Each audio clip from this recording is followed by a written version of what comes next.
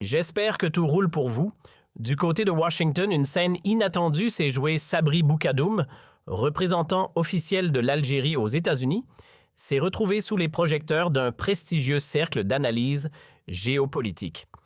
Vous savez, l'un de ces « J'espère que tout roule pour vous ». Du côté de Washington, une scène inattendue s'est jouée. Sabri Boukadoum, représentant officiel de l'Algérie aux États-Unis, s'est retrouvé sous les projecteurs d'un prestigieux cercle d'analyse géopolitique. Vous savez, l'un de ces think tanks américains où l'on cause stratégie mondiale entre deux cafés filtrés. Et là, surprise, l'homme n'a pas seulement pris la parole, il a littéralement élevé le débat. Une prestance rare, un discours d'une finesse remarquable. Oui, vous avez bien lu un diplomate algérien qui fait honneur à son poste. On aurait presque envie de se frotter les yeux pour y croire. Sabri Boukadoum vient de prouver quelque chose qu'on avait presque oublié. Non, l'Algérie n'est pas peuplée exclusivement de bras cassés en costume cravate. Il reste, Dieu merci, quelques spécimens de dirigeants dignes de ce nom, cultivés, éloquents, capables de tenir une conversation sans sombrer dans la confusion ou l'approximation. Des responsables qui connaissent dans leur dossier sur le bout des doigts et qui s'expriment avec finesse et clarté. Oui, il en reste. Ce pays n'est pas totalement livré aux incompétents. Parce qu'il faut bien le dire quand on observe les pantins qui composent la fameuse Nouvelle-Algérie. Cher à Tebboune, on se demande si le ridicule n'a pas été promu au rang de valeur nationale.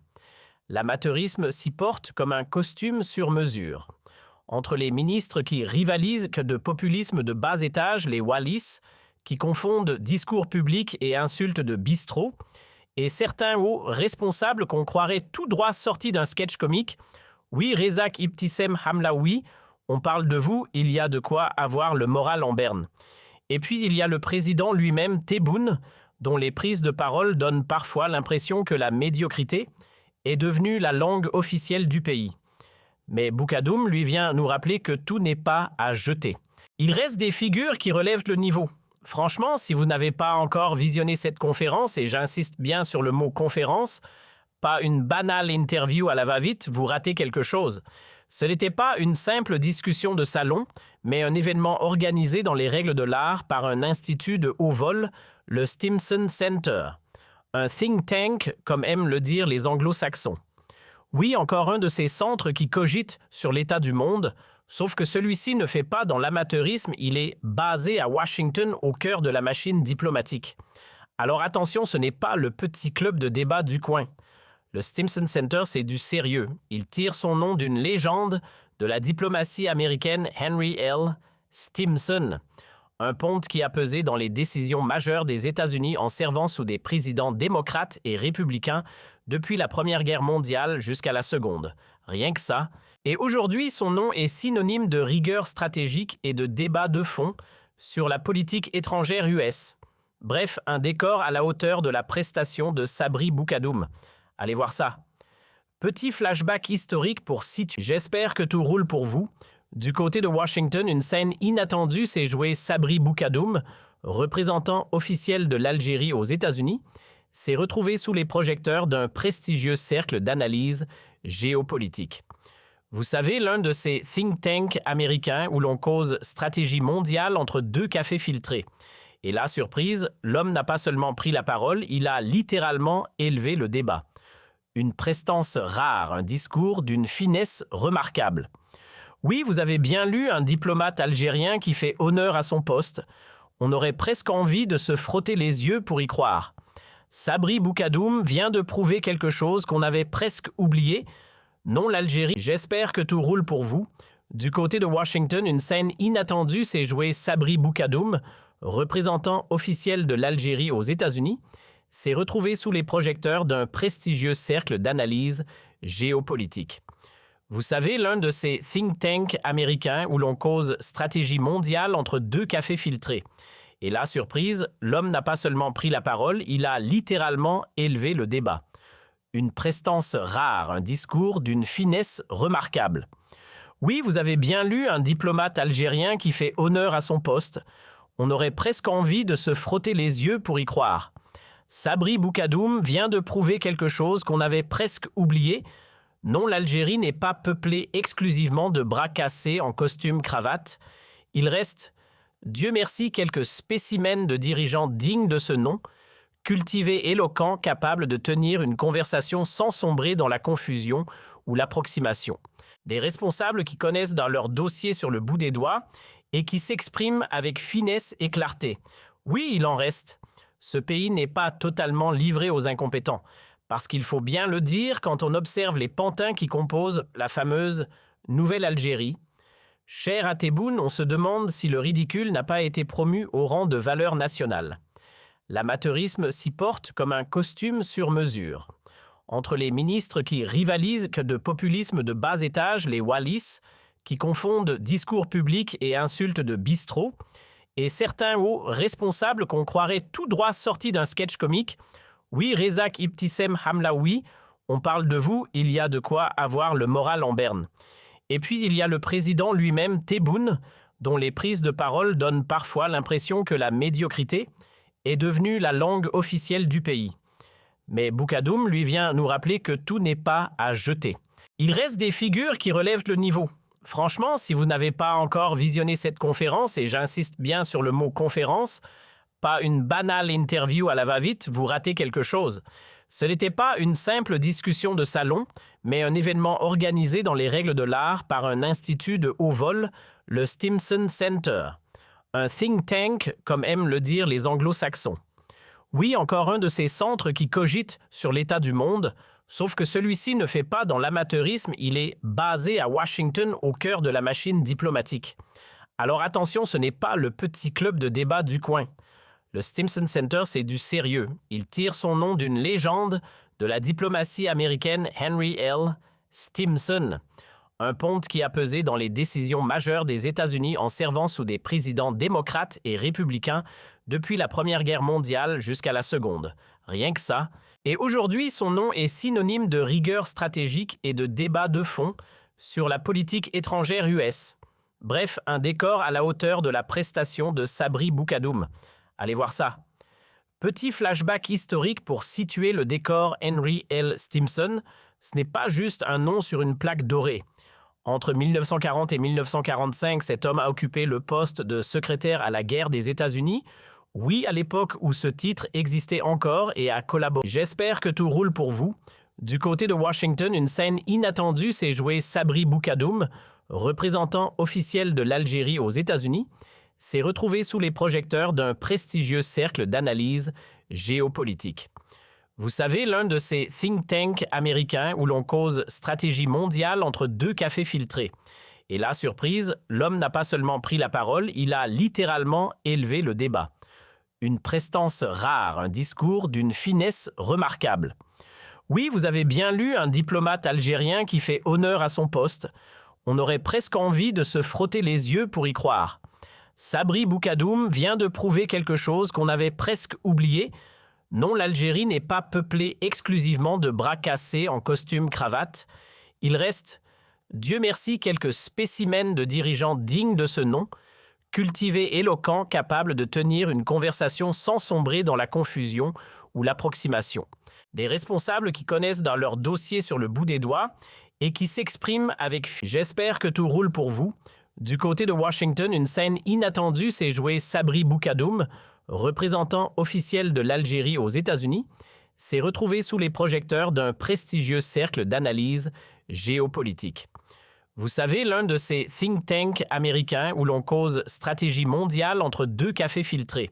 Et là, surprise, l'homme n'a pas seulement pris la parole, il a littéralement élevé le débat. Une prestance rare, un discours d'une finesse remarquable. Oui, vous avez bien lu un diplomate algérien qui fait honneur à son poste. On aurait presque envie de se frotter les yeux pour y croire. Sabri Boukadoum vient de prouver quelque chose qu'on avait presque oublié. Non, l'Algérie n'est pas peuplée exclusivement de bras cassés en costume cravate. Il reste, Dieu merci, quelques spécimens de dirigeants dignes de ce nom, cultivés, éloquents, capables de tenir une conversation sans sombrer dans la confusion ou l'approximation. Des responsables qui connaissent dans leur dossier sur le bout des doigts et qui s'expriment avec finesse et clarté. Oui, il en reste. Ce pays n'est pas totalement livré aux incompétents, parce qu'il faut bien le dire quand on observe les pantins qui composent la fameuse Nouvelle-Algérie. Cher à Tebboune, on se demande si le ridicule n'a pas été promu au rang de valeur nationale. L'amateurisme s'y porte comme un costume sur mesure. Entre les ministres qui rivalisent que de populisme de bas étage, les Wallis, qui confondent discours public et insultes de bistrot, et certains hauts responsables qu'on croirait tout droit sortis d'un sketch comique. Oui, Rezak Ibtissem Hamlaoui, on parle de vous, il y a de quoi avoir le moral en berne. Et puis il y a le président lui-même, Tebboune, dont les prises de parole donnent parfois l'impression que la médiocrité est devenue la langue officielle du pays. Mais Boukadoum lui vient nous rappeler que tout n'est pas à jeter. Il reste des figures qui relèvent le niveau.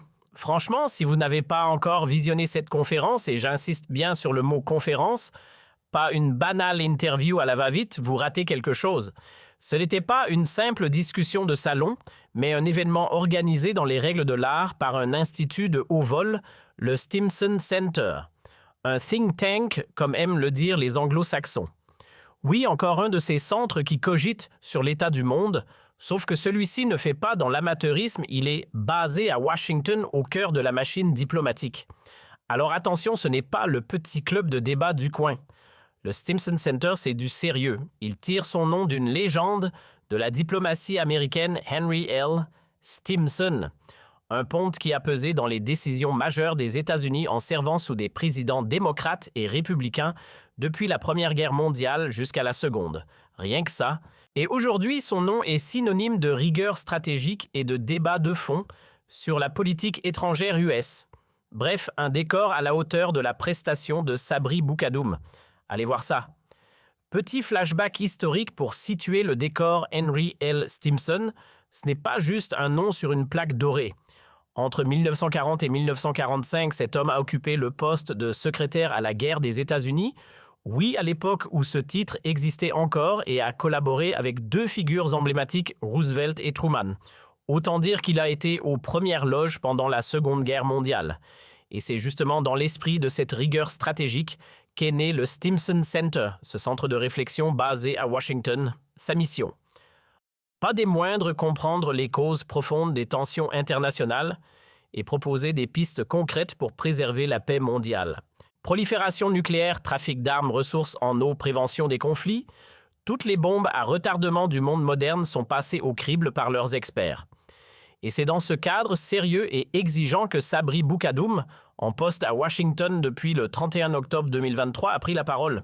La vidéo de son intervention circule déjà, mais attention, il faut un bon niveau d'anglais pour capter toutes les subtilités. Heureusement, des résumés détaillés ont été publiés en français pour ceux qui veulent suivre, sans se perdre dans la traduction. Et croyez-moi, ça vaut le détour.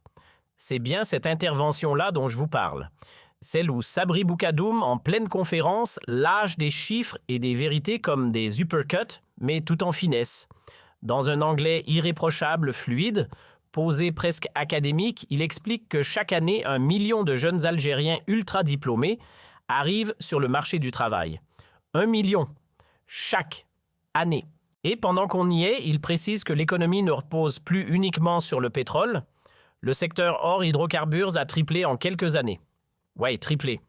Et ce n'est pas tout, l'éducation de la maternelle à l'université est gratuite totalement. Résultat, près du quart de la population, soit 12 millions de personnes, est scolarisée sans rien débourser. Un effort colossal pour l'État qui contraste avec certains pays voisins comme la Libye. Là, Boukadoum ne parle pas seulement, il argumente, il démontre, il éduque. Et tout ça pendant plus d'1h36 sans jamais hausser le ton, sans chercher l'effet de manche. Juste de la clarté du fond et ce petit supplément de classe qui manque à tant d'autres. Franchement, voir un diplomate algérien manier aussi bien les codes internationaux, parler stratégie avec sérénité et livrer une vision cohérente, ça fait un bien fou. Impossible de ne pas saluer la performance. Pour ma part, j'ai été bluffé. Pourquoi ai-je été autant impressionné par Boukadoum? Parce qu'il n'a pas seulement récité un discours poli, il a incarné à lui seul tout ce que l'Algérie pourrait et devrait représenter sur la scène internationale, un pays fidèle à ses principes historiques, farouchement non aligné, mais toujours ouvert à la coopération. Il a rappelé que l'Algérie ne cherche pas à s'imposer, encore moins à menacer ses voisins. Bien au contraire, elle veut la paix, elle aspire à une croissance équilibrée, elle tend la main à tous sans renier ses convictions. C'est le portrait d'un État qui veut être utile à la stabilité régionale, pas un pion dans les jeux d'influence. Et quand il évoque les relations entre Alger et Washington, son ton est clair, il y a un vrai potentiel, une dynamique à renforcer. Il cite même des jalons historiques souvent oubliés comme ce fameux traité 1741 pierres angulaires entre les deux pays. Mais le clou du spectacle, cette pépite méconnue qu'il sort avec un calme olympien des Algériens, ont combattu aux côtés d'Abraham Lincoln dans l'armée de l'Union contre l'esclavagisme. Oui, vous avez bien entendu. L'histoire, la vraie, pas celle des manuels édulcorés. Boukadoum ne parle pas pour remplir le vide, il construit une mémoire commune. Et franchement, ça, c'est du grand art diplomatique. Boukadoum, c'était un peu le conteur de l'histoire algéro-américaine ce jour-là. Il a enchaîné les anecdotes savoureuses, les rappels historiques et les détails oubliés qui prouvent que les liens entre Alger et Washington ne datent pas d'hier. Mais attention, ce n'était pas juste pour faire joli. Il a aussi expliqué très concrètement ce que l'Algérie attend de cette amitié transatlantique, des partenariats solides dans l'énergie des échanges fructueux en agriculture et même, tenez-vous bien, de la coopération militaire. Oui, il l'a dit sans détour. Et là, il a brisé un non-dit, un vieux tabou. L'Algérie veut bel et bien s'équiper en armement américain. Fini les sous-entendus. Pour lui, pas de cachotterie, c'est clair, net, assumé. Et il va plus loin. Dans cette relation avec les États-Unis, pas de filtre idéologique, pas de guerre de bloc, juste des intérêts partagés. Une approche pragmatique, froide peut-être, mais diablement efficace. Comme quoi la diplomatie, parfois, c'est aussi dire tout haut ce que d'autres murmurent tout bas. Boukadoum n'a pas mâché ses mots, l'Algérie achète déjà du matériel militaire américain, notamment des avions de transport, et ce, en toute transparence. Ce n'est ni nouveau ni secret d'État. Il a d'ailleurs précisé que ce partenariat ne s'arrête pas là, d'autres équipements défensifs sont concernés et rien n'empêche d'aller plus loin, à condition bien sûr que le respect mutuel reste la règle du jeu. Tant qu'on se regarde d'égal à égal, la porte reste grande ouverte. Et sur ce point, il a été limpide, Alger ne joue dans aucune équipe. Ni pro-russe, ni pro-américain, juste pro-algérien. Si demain c'est plus avantageux d'acheter à Moscou, alors ce sera le Kremlin. Si Washington propose une meilleure offre, ce sera Washington. Pas d'idéologie que du calcul stratégique. Une posture résolument indépendante assumée qui tranche avec le suivisme de certains. Boukadoum l'a dit clairement, aucune allégeance, seulement des intérêts. Voilà une diplomatie qui ne s'excuse pas d'exister. Et puis comme s'il n'en avait pas encore assez dit, Boukadoum a embrayé sur un sujet inattendu mais révélateur les vaches. Oui, vous avez bien entendu. Pas des métaphores des vrais avec des sabots. L'Algérie a récemment importé depuis l'Ohio un joli troupeau de 25 000 vaches laitières. Un deal colossal destiné à lancer une méga ferme à Adrar Fruit d'un projet stratégique entre l'Algérie et le Qatar. Ce n'est pas une blague du lait de l'élevage, de l'investissement, du concret. Ça respire le sérieux économique. Mais le meilleur restait à venir. Quand il parle d'université Boukadoum, ne se contente pas de rêver en silence, il déclare haut et fort vouloir une fac américaine. À Alger, oui, monsieur l'ambassadeur veut importer Harvard en version Sahara. Et il ne plaisante pas, il pousse les États-Unis à faire chez nous ce qu'ils ont déjà fait, au Caire ou à Beyrouth. Une université américaine au cœur d'Alger, c'est la crème de l'enseignement supérieur mondial à portée des étudiants algériens. Ambitieux, clairement. Mais avouez que ça change des discours habituels. De nos jours, prétendre ignorer que le système universitaire américain domine la scène mondiale, c'est un peu comme faire semblant de ne pas connaître Google. Tout le monde sait que les poids lourds de l'éducation, les Harvard, Yale, Stanford & Co., trônent tout en haut des classements internationaux, et ce malgré les efforts honorables des campus européens, japonais ou chinois. Rien ne détrône encore ces temples du savoir made in USA. C'est précisément cette excellence que Boukadoum veut importer à Alger. Il l'a dit sans détour, les autorités algériennes veulent voir émerger une université américaine sur leur sol. Et il ne s'agit pas d'une chimère, l'idée est bel et bien sur la table avec l'espoir que Washington accepte d'investir dans ce projet audacieux. Une Harvard sous le soleil d'Alger. Ce serait un sacré coup diplomatique Et un signal fort, celui d'un pays qui veut offrir à sa jeunesse un accès direct à l'élite académique mondiale, sans passer par les ambassades. Quand le sujet du Sahel est arrivé sur la table, Boukadoum n'a pas levé le ton ni dramatisé la situation, au contraire. Il a choisi la carte de la nuance et de la pédagogie. Avec une précision chirurgicale, il a expliqué à son auditoire majoritairement composé de décideurs américains. Car oui, ce think tank s'adresse à l'élite, pas aux téléspectateurs lambda. Pourquoi gérer une frontière de plus de 1400 km avec des États fragiles comme le Mali ou la Libye? Ce n'est pas une partie de plaisir. Deux voisins en crise permanente, deux poudrières à ciel ouvert et au milieu l'Algérie qui tente de tenir la ligne. Et quand la question du terrorisme est apparue, Boukadoum a coupé court aux illusions hollywoodiennes. Ériger des murs dans le désert, rédiger quelques lois en espérant qu'elles arrêtent des kalachnikovs, soyons sérieux. Le terrorisme ne se neutralise pas à coups de béton ou de papier tamponné. Il a martelé que l'Algérie ne pourra jamais se barricader derrière un mur de sable pour se couper du chaos malien ou libyen. Le désert est vaste, poreux, indomptable, et les groupes armés, eux, ne respectent ni frontières ni barrières. Conclusion. Croire qu'on sécurise une région uniquement avec du barbelé et des décrets, c'est rêver éveillé. Prenons le cas du Mali. Boukadoum ne l'a pas esquivé, bien au contraire. Il a mis les pieds dans le plat en identifiant les vraies causes du chaos, un État en ruine, et des interventions étrangères qui s'invitent sans toujours être les bienvenues. Et là, il a rappelé un principe fondamental de la doctrine algérienne chez nous, l'ingérence, qu'elle vienne d'où elle veut, on n'en veut pas. Que ce soit clair. Et franchement, il faut être logique. Quel État sérieux accepterait que ses voisins soient manipulés par des puissances extérieures quand ton voisinage devient le terrain de jeu d'intérêts étrangers? C'est toute ta sécurité nationale qui vacille. L'Algérie a donc toutes les raisons du monde de se méfier de ce cirque géopolitique. Et puisque l'on parle de désordre, Boukadoum a aussi dégainé un message fort sur l'immigration, notamment clandestine. À ceux qui rêvent de sous-traiter le sale boulot aux pays africains, il a répondu « Cash ». Sommes-nous censés devenir les gendarmes de l'Europe et de l'Amérique?